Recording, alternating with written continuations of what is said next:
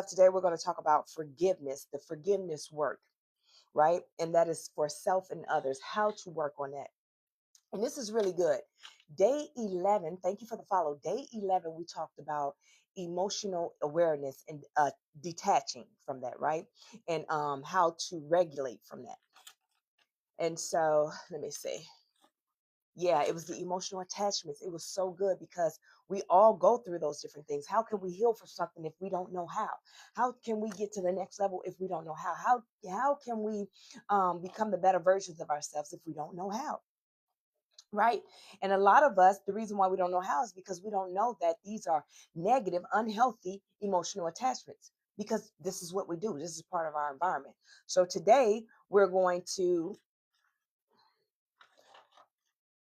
work on forgiveness work. We're going to learn how to do that.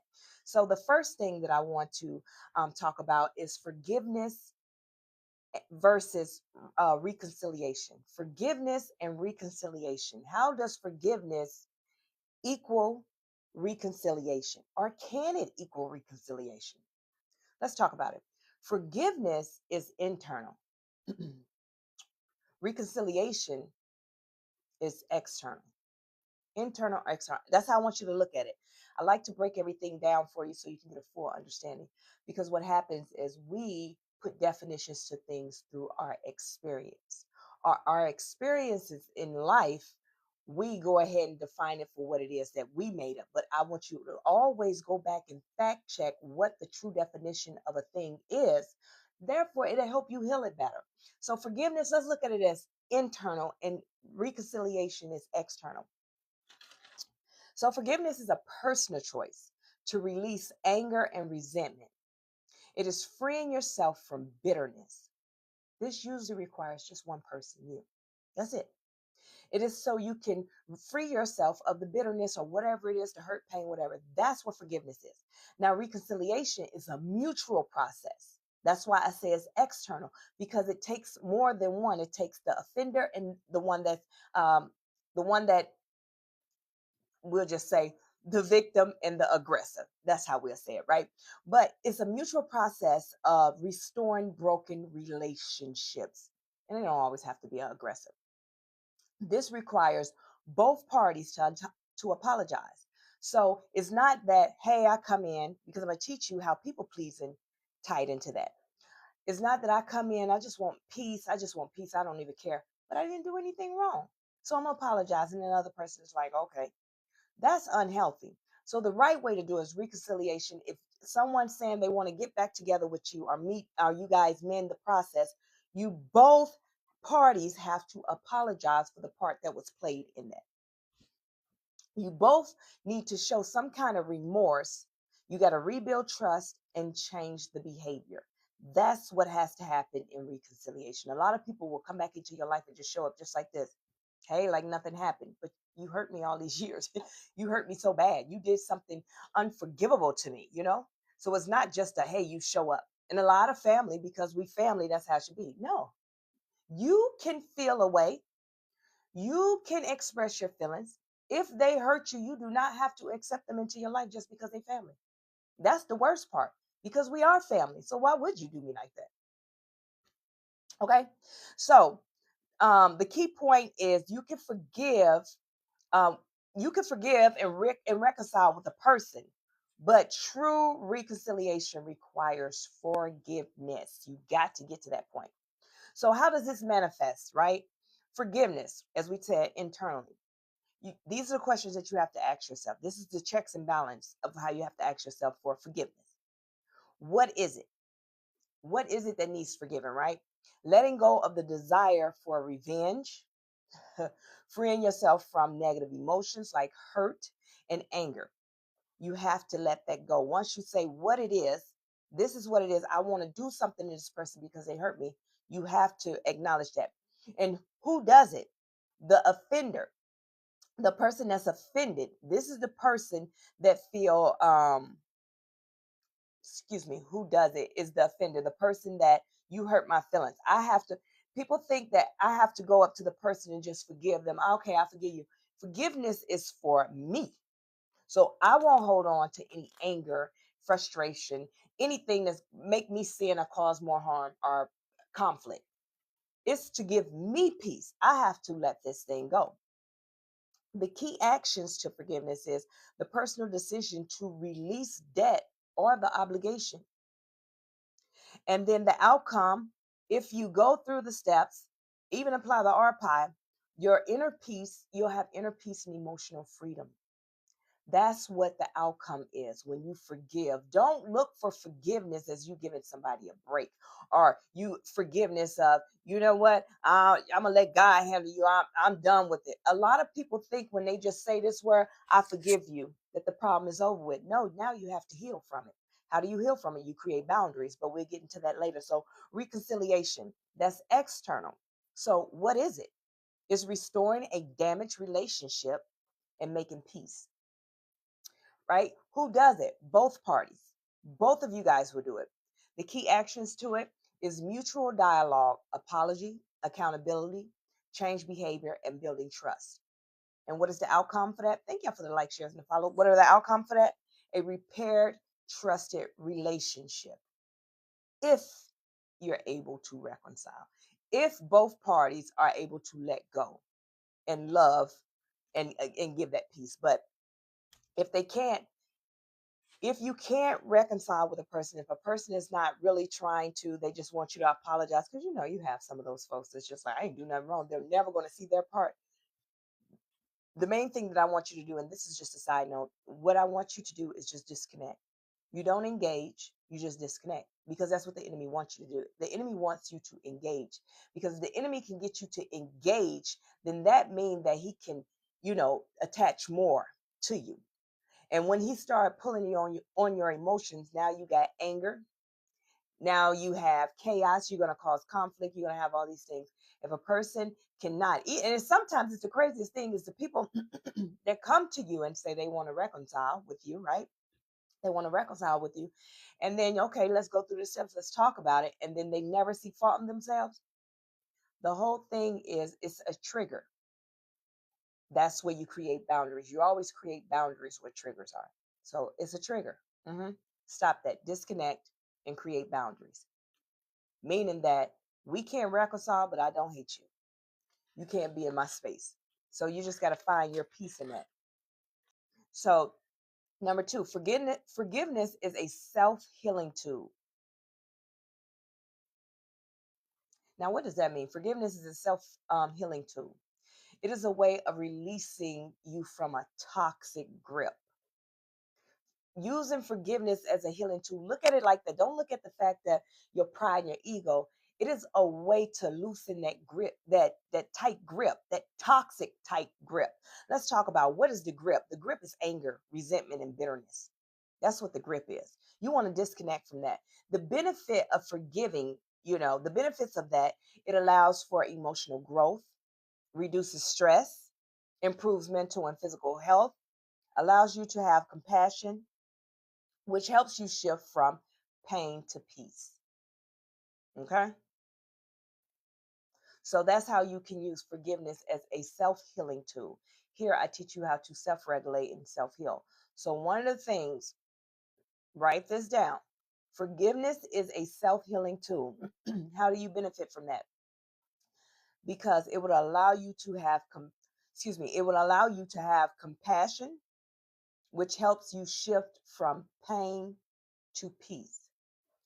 Sometimes the compassion is within yourself. It's not having compassion from that person. It's having compassion for yourself, meaning don't speak that negative self-talk over yourself. Step away and give yourself grace and say it was a mistake, or you tried it, you went in with the peace and the love.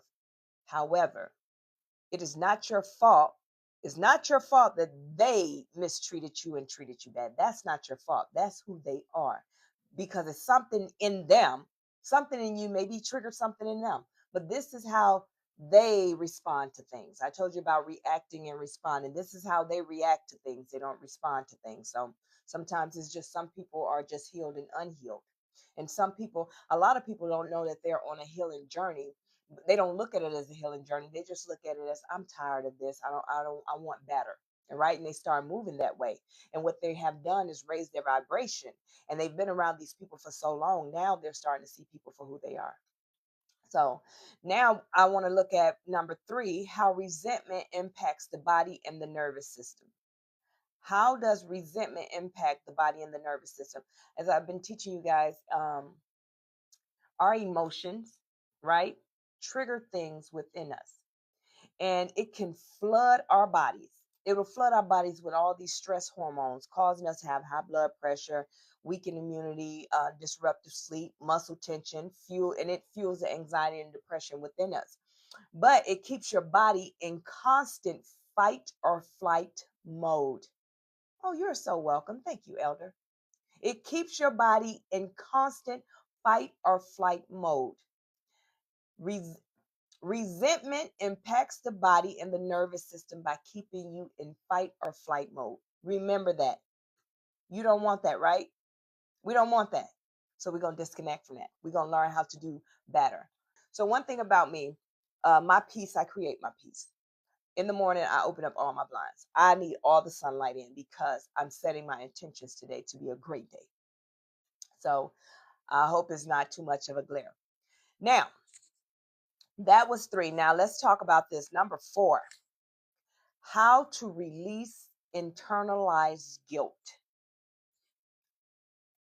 I'm teaching y'all something that we go through this process daily. I created this program off of my own testimony and the things that I went through. And I said, I'm going to heal the world. In order to heal the world, I got to teach you how to heal. And that's the thing. Well, and I'm going to save the world. In order to save the world, I have to teach you how to heal. But releasing internal guilt.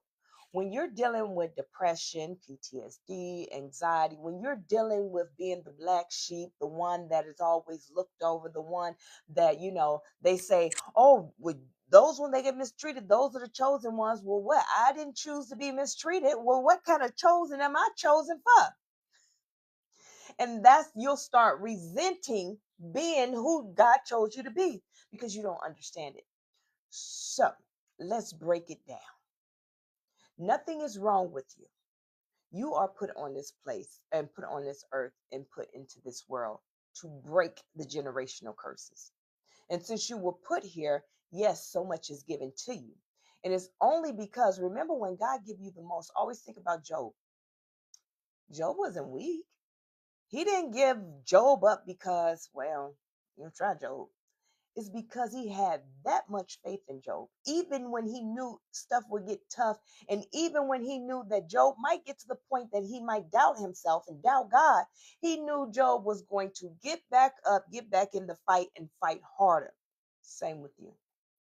It is for your testimony. See, because of Job, what he went through, it was the biggest testimony of his life, which keeps us encouraged. It keeps us encouraged. So when we think about Job, okay, he went through it because of his testimony is what helped and saved us. Remember that. So your testimony is needed. Mine was too. That's why I went through so much. Now I can give back to you guys. So let's get into this releasing internalized guilt. What does that mean? What does internalized guilt mean? The feeling of responsibility or remorse that arise from belief that goes against your values. The feeling of responsibility of remorse that arise from belief that goes against your values. So ways to release this internalized guilt is it requires self-reflection. I teach you about self-reflection. That's part of the RPI. When you get to the I, inner exploration, that's really just you going within and you're doing a self-reflection, right? You do give yourself self-compassion and often change in behavior or your in your perspective.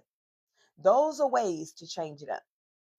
Change the way you see things, change the way you behave, change the way you react. I told you we're not reacting anymore. You're not going into the new year reacting. You're going into the new year responding. And I didn't say your responding was going to be, I'm going to tell it like it is and I'm going to keep it real. We don't care nothing about your keeping it real because your keeping it real is your opinion, is not a fact. Your response is going to be healthy, meaning that, oh, okay, this is happening. Response does not always have to be words. It's this. This is how you respond. And then you move out of compassion. You acting a fool? You want to act a fool? Okay. I'm going to go ahead and disconnect and I'm going to go that way. I'm going to go ahead and go to my car and self regulate. I'm about to breathe. I'm about to try some different things. I'm going to go meditate. I'm going to go journal. Those are our responses. So, things that you can do, ways you can do it is acknowledging the guilt. That is the first step to identify. And that is the first thing you're going to acknowledge. The second one is you're going to have self compassion. You're going to treat yourself the same way you would treat a friend if you were going to console that friend. The same way you would tell that friend, man, it was just an accident. Don't worry about it. Don't worry about it. Things happen. That's how you're going to.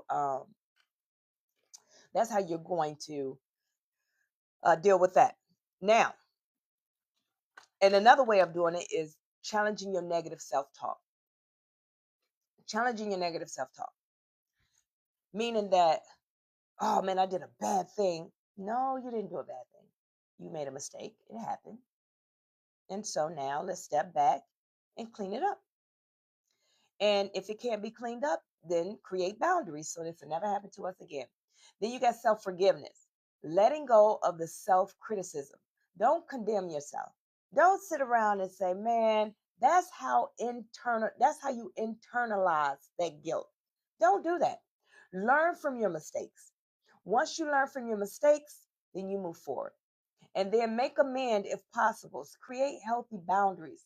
If you can make amends with that person, make amends with that person. If you can't make amends with that person, then don't make amends with that person. But you're going to let it go. And you're going to forgive. You're going to start right here. Forgive yourself. Forgive yourself for doing the things that you did. Forgive yourself for acting out of alignment. Whatever it is, forgive you. It's you that need to be forgiven. Okay? And then create healthy boundaries. And as always, as I tell you guys, therapy. Therapy. Get therapy. Everyone can do some therapy. Therapy is not, oh, keep forgetting about this mic. Therapy is not you trying to, as they call them, get a shrink and you trying to, no, that's not what therapy is. Therapy is to help guide and challenge you to heal. Meaning, let's get to the root of the problem. That's what therapy will do. Therapy will get you to the root of the problem of why did this happen? Why is this a thing? Why did this happen? How did it happen? And why is it showing up in your adulthood? Therapy will take you to the past. Therapy will take you way back to the past and get you back to right here so you can create your future. Now, therapy really too much don't deal with future, right? Therapy deals more with the past and the present. And in the present is where you create the future. So moving forward. Thank you for the follow. Thank you for the likes. Thank you for the shares. So those are the how to release the internalized guilt. Now I got an exercise for you guys that I want you to write down. So this is a compassionate reframe. I told you I like to make you see things from a different angle of everything. So I want you to choose someone that you need to forgive. It can even be yourself. Hey, welcome in. It can even be yourself. If it's you, baby, put yourself on the paper.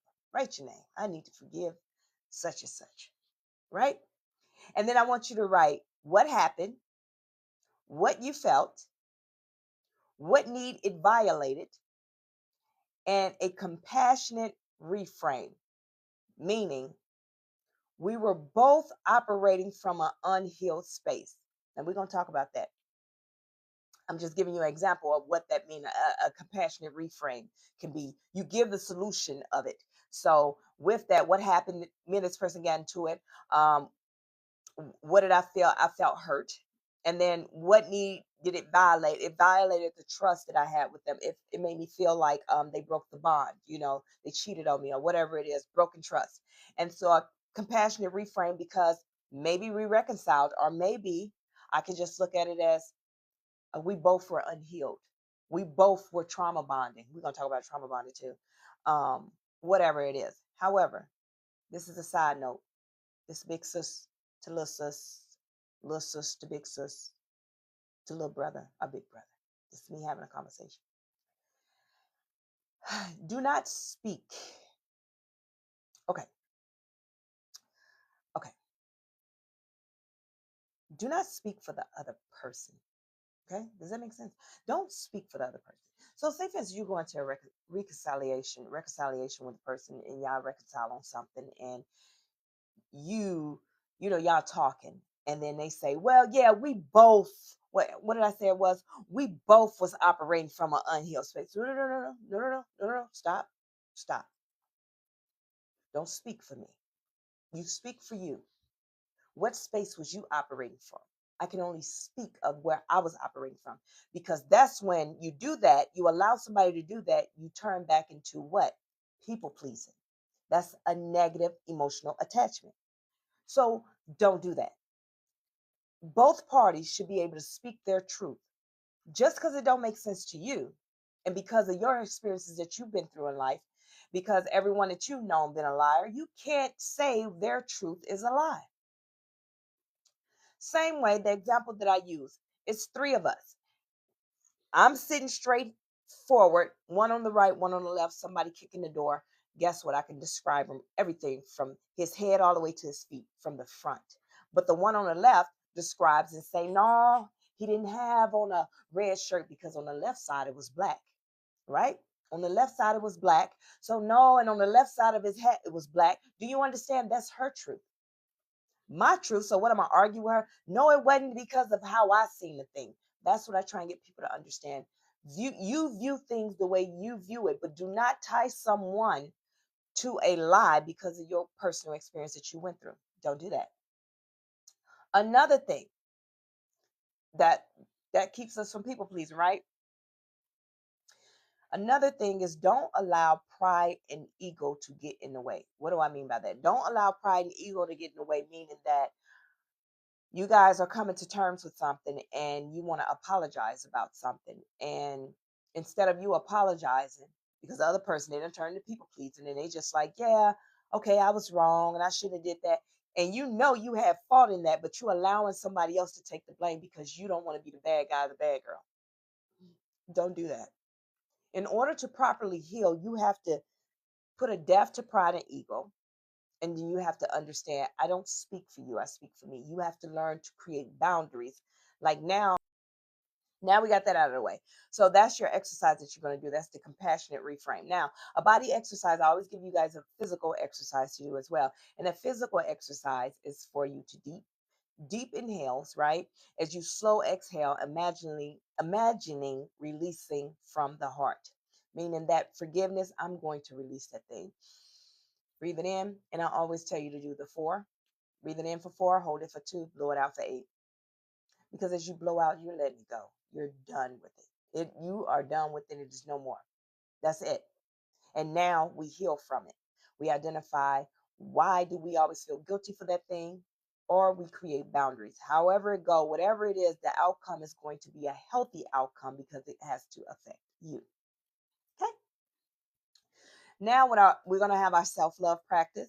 The self-love practice is, look at yourself in the mirror and say, I forgive you for the times you didn't know better.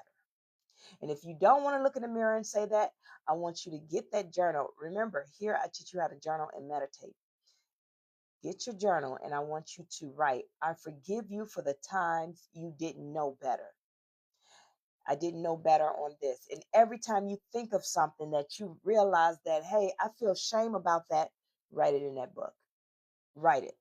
Just keep a running page for just notes for the rest of your life of things that every time that trigger come, that you feel like, hey, I feel like I got some guilt and shame coming up, write it. Okay. So that's one way to looking at it. And then your declarations, I told y'all we do declarations over here. We declare a thing to be so. We don't do any affirmations. I don't need to convince myself that it's so, because I already know it's so, because I declared it to be. And forgiveness frees my soul. So always remember that. When you feel like with forgiveness, and you want to show yourself compassion and forgive yourself for the things that you went through, yeah, do that. That's how I want you to do it. It frees my soul. That's how I need you to feel. I need you to remind yourself, it frees my soul. So your homework is, write a forgiveness letter. So write a forgiveness letter. Now, this does not need to be sent to the person unless you want to send it to the person. Write a forgiveness letter. because you have to get that thing off you. Welcome in, Lynn. You have to get it off you. You have to get it off you. You cannot walk into the new chapters in your life operating from the old pages that someone else wrote. You're walking into the new chapter of your life. You say you want to heal, and you walking into the new chapter of your life as your so-called healing, but yet you're bringing everything else. See, I don't need this mic because I was about to get crunk, and I don't know how loud I'll be on the mic, so I get loose a little bit. So that's what I need you to understand. Write that forgiveness letter. Let it go. We have started this 31-day inner transformation. We are on day 12. So that means you can't help but become the best version of you and the better version of you because I'm going to teach you how. So after you write that letter, here's your journaling prompts for tonight. This is what you're going to journal. Who do I need to forgive and why? Who do I need to forgive and why? What do I gain by forgiving? What am I going to gain from that? And once you start thinking about that, if you can write it down or if you can't put it into words right now, I want you to meditate on it. Now, what does meditation do? Meditation allows God to show you things because now you have cleared your mind. You have cleared your mind that now you've disconnected from everything that the world said that you have to do to keep you busy. You disconnect. Listen, I'm over here looking at this picture. Every time I come, this is, listen, I'm sorry, I'm off topic. So these are all the little things that I put in the frame that my kids, this is my oldest son, he 18 now. And then that was him and his little brother. And that was his little brother, and every time I see this, because baby, if you could read this, it says, I love you so much to mom. I will all WASE love you. You are so pretty. PRITY, mom, period. And it's a period after that because he meant that, period. And that every time, so me teaching and I'm looking at that, I'm getting emotional just looking at it. So that's what I want you to do. I want you to meditate because that's when God, you can hear God's voice. Allow him to minister to you. Allow God to show you something, talk to you. But you got to disconnect from everything the world said was so important.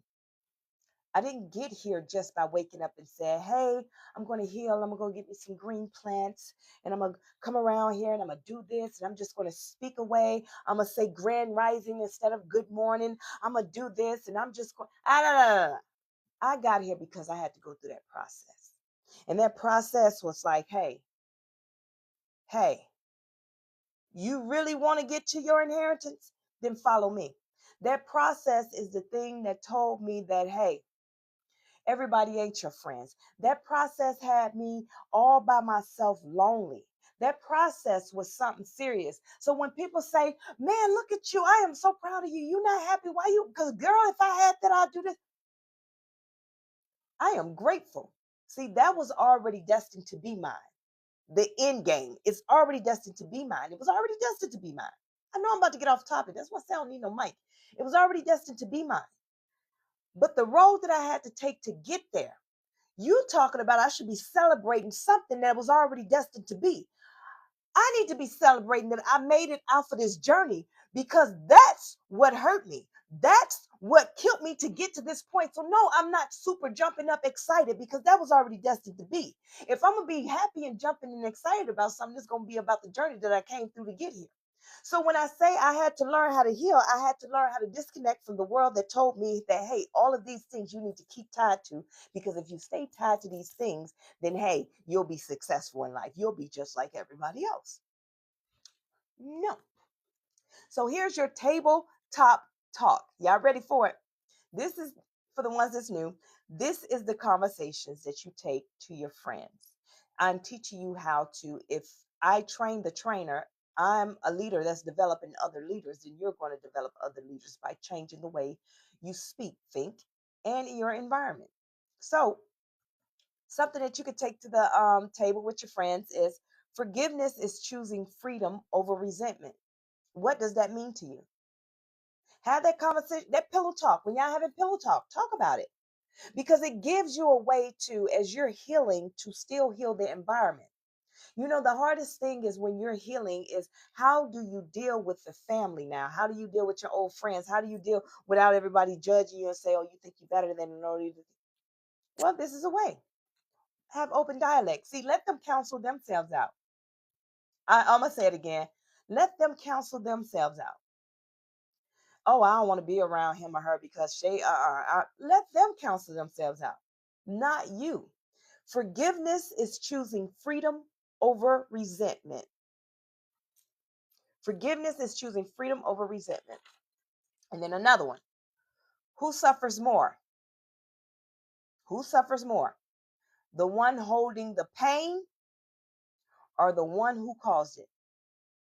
Who suffers more? That's what you ask. Who suffers more? The one that's holding the pain or the one who caused it? Is it the one, the victim, or is it the aggressive? Which one suffers more? Take that to the table.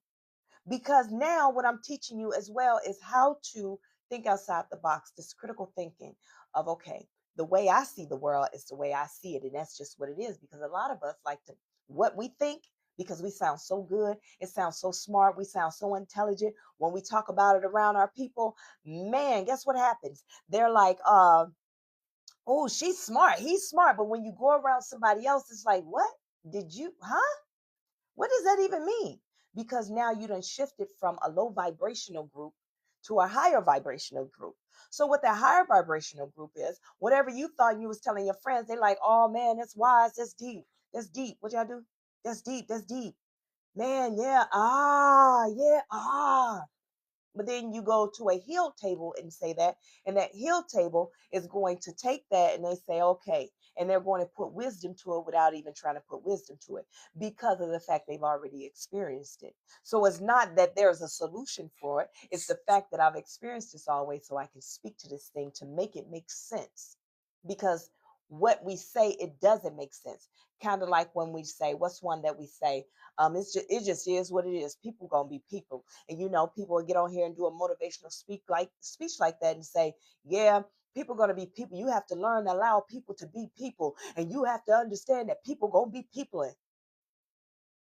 Well, guess what? That sounded good to me when I was in low vibration, because you know what? Right, because I can't make sense of people, so I don't care. But in a higher vibration, I would look at it more like, no, I'm not going to let people be people, because just because you're that way does not mean that you get to speak to me any kind of way.